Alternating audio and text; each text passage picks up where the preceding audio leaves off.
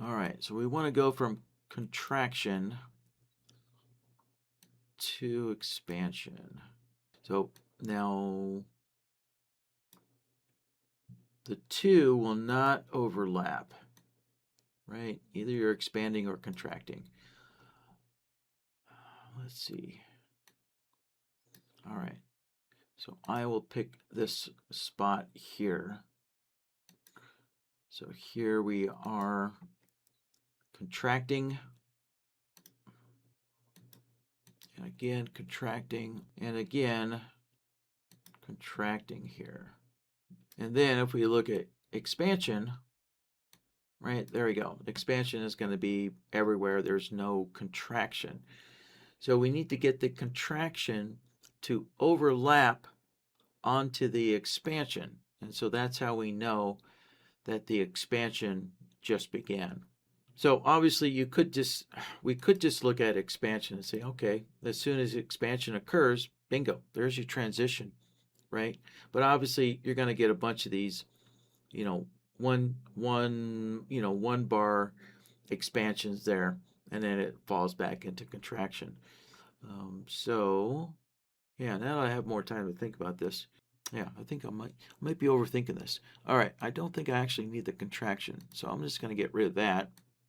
Go with the expansion here, and then with the function node, I'm going to use a look back here, and I'm going to say, all right, I want 2 bars minimum of expansion.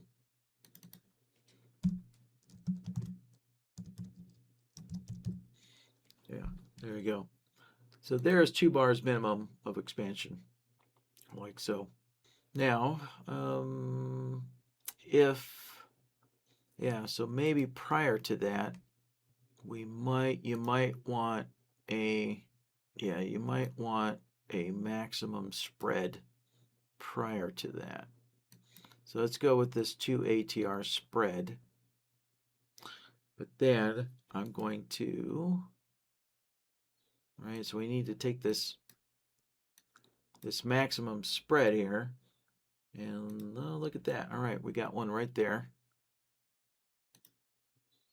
Let's mark that guy, and let's see if we have any expansion. Okay, yeah, so we do get some expansion here 2 bars later, because remember we're requiring a minimum of 2 bars there. If we just look at the expansion, there we go, tightened up, and then it's expanding there. 2 bar expansion. So that means, right, this. So as I was kind of thinking earlier, when we do when the Bollinger is contracting, you will need to take that contraction and then extend it forward into the expansion phase. So to do that, let's take a function node and let's go, signal extender here, and I guess just for good, no, actually, I think we only need to expand for 2. Let's try 2 here at first. Then now let's grab an AND node, connect those 2 together, and see what we get.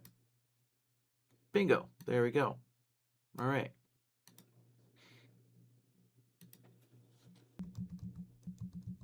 All right, so here's, the looking for when the Bollinger really shrinks up, right? And anybody who knows the Bollinger, when it's contracting, it's identifying consolidation.